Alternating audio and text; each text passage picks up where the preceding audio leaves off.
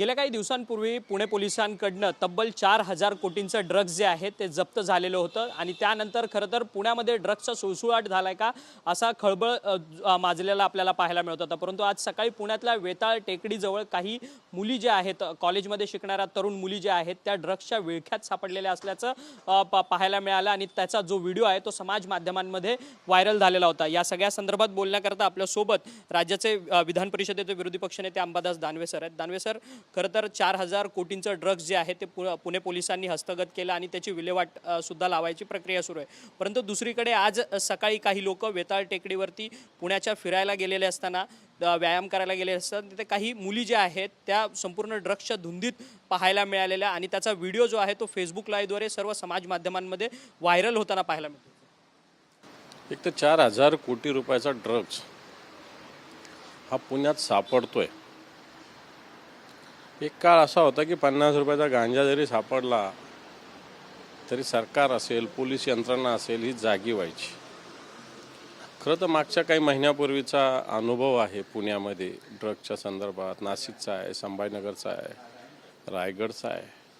असं असताना खुलेआम ड्रग्जचा व्यवसाय या महाराष्ट्रात चालू आहे आणि याच्याकडे कोणाचंही लक्ष नाही, सरकारचं तर मुळीच लक्ष नाही।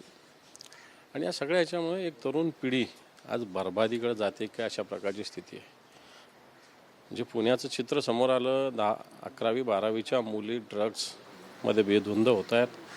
मी तर म्हणेल चौकात महाराष्ट्रात अशा ठिकाणी, प्रत्येक चौकात अशा ठिकाणी तरुण मुलं मुली जे रस्त्याने कुठे भीक मागत आहेत, कुठे काही गाडीला अशा पद्धतीने आवाज देत आहेत, अशा अनेक ठिकाणी ड्रग्जमुळं एक तरुण पिढी बर्बादीकडं चाललेली आहे। खरं तर हे सगळ्यांसाठी धोकादायक आहे, एक पिढी बर्बाद होते। सरकार दोषी आहेत, पण सरकारबरोबर आपल्या सगळ्यांचीच जबाबदारी मला असं वाटतं बनते की येणाऱ्या काळात हा ड्रग्ज हा पूर्णपणे बंद झाला पाहिजे। तरुण पिढीकडे आपलं लक्ष असलं पाहिजे। पण तो याच्यात सगळ्यात आधी सरकारने पुढाकार घेण्याची गरज आहे। पण सरकार मागच्या अनुभव पाहूनसुद्धा शहाणं होत नाही, हे आपलं दुर्दैव आहे। सरकार कधी शहाणं होईल आणि कधी ही तरुण पिढीला ते वाचवण्यासाठी पावलं उचलतील याची वाट आम्ही बघतो। खरं तर पण ह्या सगळ्याच्या ड्रग्सच्या प्रकरणाच्या संदर्भात काही राजकीय मंडळींचा हात असणार आहे का? कारण की ज्या पद्धतीने आपण पाहिलं की ललित पाटील हे प्रकरण जे आहे ते ज्यावेळेस समोर आलं, पुण्यातलंच प्रकरण होतं, ससून हॉस्पिटलमध्ये बसून ललित पाटील जो आहे तो ड्रग्सची विक्रीचे व्यवहार संपूर्ण करायचा।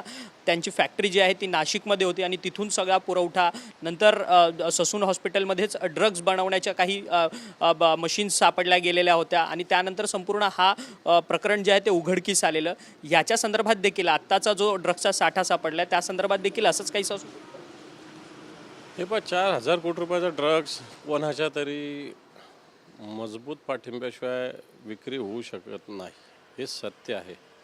कारण सामान्य माणूस काही गुन्हा करायला धजावेल अशातला काही भाग नाही। असामान्य माणूसच अशा पद्धतीनं गुन्हे करायला धजावत असतो। मागच्या काळात बघितलं तर गुन्हेगारांचं उदात्तीकरण, कोणाला हिंदू डॉन म्हटलं जातं, कोणाला हिंदू गँगस्टर म्हटलं जातं, त्याला सत्ताधारी भेटतात। कित्येक लोक गुन्हेगार मुख्यमंत्र्यांना भेटतात, आमदार लोक सर्रास बंदुकी चालवतात आणि या सगळ्यामुळे एक समाजामध्ये गुन्हे करणं आता किरकोळ वाटतं, त्याची भीतीच समाजामध्ये उरली नाही। मला वाटतं ही भीती ज्यावेळेस गुन्हेगाराला वाटेल, सरकार किंवा पोलीस ज्यावेळेस गुन्हेगाराचा कर्दन काळ आहे असं ज्यावेळेस समाजात आपण बिंबू, त्यावेळेसच मला असं वाटतं हे सगळं बंद होऊ शकतं। खरं तर सर एक वेगळा प्रश्न आहे। भाजपचे प्रदेशाध्यक्ष असलेले बावनकुळे म्हणतात आहेत की छोट्या मोठ्या पक्षातल्या कार्यकर्त्यांना जे आहेत ते आता भाजपमध्ये घ्या म्हणून असं त्यांचं आव्हान जे आहे ते स्वतःच्याच कार्यकर्त्यांना पाहायला मिळतं। अलीकडे आपण पाहिलं राजकारणातलं चित्र की अनेक जे नेते मंडळी आहेत, पदाधिकारी जे आहेत ते सातत्याने भाजपमध्ये इन्कमिंग प्रवेश करताना आपल्याला पाहायला मिळतं। मला असं वाटतं स्वतःच्या पक्षाच्या कार्यकर्त्यावर विश्वास नसल्यावर अशा पद्धतीनं आव्हान प्रदेशाध्यक्षांना करावं लागतं।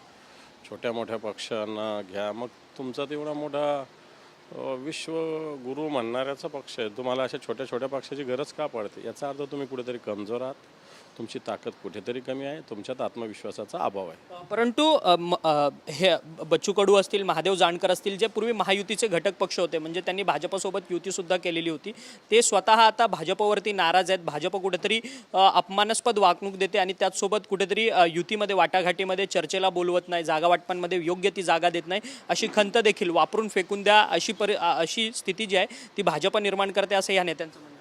हे पहा, बच्चू कडू किंवा महादेव जानकर तर फार छोटे आहेत, ते अजितदादा आणि एकनाथ शिंदेंना सुद्धा विचारणार नाही येणाऱ्या काळात. बघा तुम्ही. नितेश राणे यांचं हल्ली एक वक्तव्य होतं की पोलीस माझं काय करू शकत नाही. त्यावरती पोलीस पत्न्यांनी जे आहे ते काल पोलीस आयुक्तांना पत्र लिहून ह्या सगळ्या संदर्भात नितेश राणे यांना आवरा अशी प्रतिक्रिया आणि जे पत्र आहे ते पोलीस आयुक्तांना, मुंबई पोलीस आयुक्तांना दिलेलं आहे. खरं तर सातत्याने एकीकडे गृहमंत्री भाजपचे आहेत देवेंद्र फडणवीस आणि सातत्याने नितेश राणे जे त्यांना मानणारे आमदार आहेत ते सातत्याने अशी भाषा जी आहे पोलिसांच्या बाबतीत वापरताना पाहायला मिळते. सत्ताधारी पक्षाचाच पोलिसावर विश्वास राहिलेला नाही ना. पोलीस काही करू शकत नाही याचा अर्थ पोलिसांचा धाक राहिला नाही, सत्यच आहे ना. नाही तर पोलीस का करू शकत नाही. पोलिसाच्या भुरट्या जोरांना ताबडतोब पकडते. कोणी साधी धमकी दिली त्याला पकडतात. नितेश राणेकडे का डोळे वाटारत नाही पोलीस, आणि म्हणून याला पोलीस पण कारणीभूत या सगळ्या. एक शेवटचा प्रश्न सर, लोकसभेचं बिगुल वाजलेलं आहे. खरं तर दक्षिण मुंबईमधनं आता राहुल नार्वेकर यांची लोकसभा निवडणुकीसाठी जवळपास तयारी झालेली असल्याचं पाहायला मिळते. आज जवळपास त्यांचे 12 कार्यक्रम उद्घाटनाचे जे आहेत ते शिवडी आणि वरळीमध्ये होणार आहे आणि उद्या वरळीमधल्या पुनर्विकास प्रकल्प जे काही रोखलेले आहेत त्यांचा एक आढावा बैठक सर्व संघटनांना अर्थात शासकीय यंत्रणांना घेऊन एक बैठक विधिमंडळामध्ये आयोजित केलेली आहे. खरं तर ह्या ठिकाणी अरविंद सावंत जे आहेत ते तुमच्या पक्षाचे खासदार आहेत आणि त्यांना बलाढ्य नेतृत्व अर्थात विधानसभेचे अध्यक्ष राहुल नार्वेकर यांना मैदानात उतरवले. मला असं वाटतं राहुल नार्वेकर काय अन्य कोणी जरी समोर आलं तर अरविंद सावंत जे शिवसेनेचे नेते आहेत आणि शिवसेनेची मुख्य म्हणजे संघटनात्मक ताकद इथं आहे. मला असं वाटत नाही की कोणी त्यांना पराभूत करू शकेल. परंतु संभाजीनगरमधनं देखील अतुल सावे जे तुमचे मित्र आहेत, मंत्री आहेत, त्यांचं नाव चर्चेत आहे खासदारकीमध्ये उतरवण्याकरता. भाजप अनेक मंत्र्यांना जे आहे ते या सगळ्या लोकसभा निवडणुकीमध्ये उतरवणार आहे आणि त्यांचा 45+ जो आकडा आहे महाराष्ट्रातला तो संपूर्ण पार करण्याच्या संदर्भात त्यांची एक स्ट्रॅटर्जी आखली जाते. 50+ नाही ते 54+ पण म्हणतील. 48 जागा तर ते 54 निवडून येतात म्हणतात. त्यामुळं मला असं वाटतं की येणार काळात मंत्र्यांना उतरावं लागतं. काही हरकत नाही. मंत्री काय आणि ते कोणी जरी उतरले तरी त्यांचा पराभव अटळ आहे. आता अतुल सावे जर उभे राहिले तर तुमचं आव्हान कायम असणार का? हे पण माझं आव्हान नसतं, शिवसेनेचं आव्हान असतं, उद्धवजी ठाकरे साहेबांच्या नेतृत्वाचं आव्हान असतं. संभाजीनगरात हे कोणी जरी आलं तर हे आव्हान आम्ही सहज पेलू.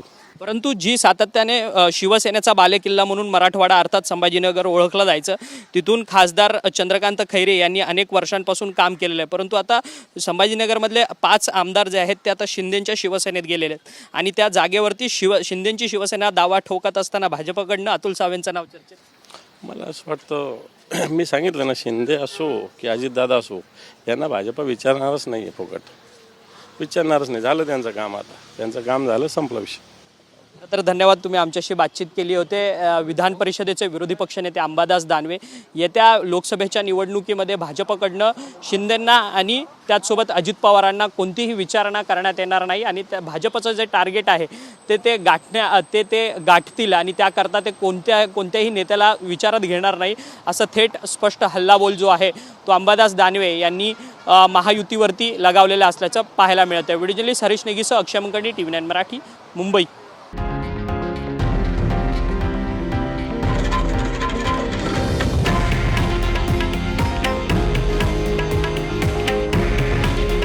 हे आहे देशातील नंबर 1 न्यूज नेटवर्क आणि आपण पाहत आहात TV9 मराठी. काळजी तुमची, हित महाराष्ट्राचं.